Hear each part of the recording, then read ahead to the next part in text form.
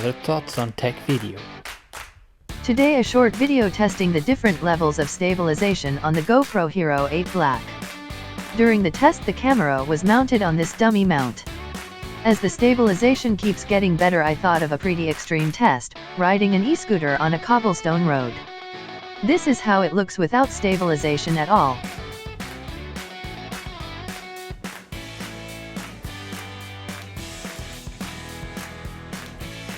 As an entry level, the Hero 8 has the stabilization level low, and this is how it looks like.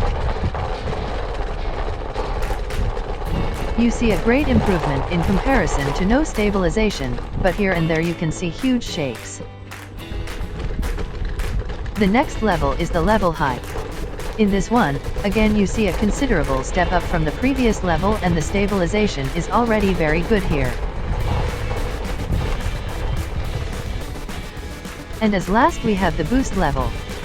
The increment is not very big comparing to the high setting, but I think you can see an improvement. If you compare the images with the ones without stabilization, it is crazy what the camera is able to do. In my opinion, this is one of the best things on the Hero 8.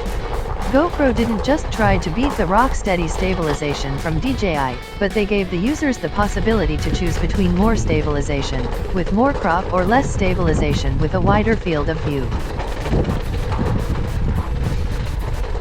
What do you think?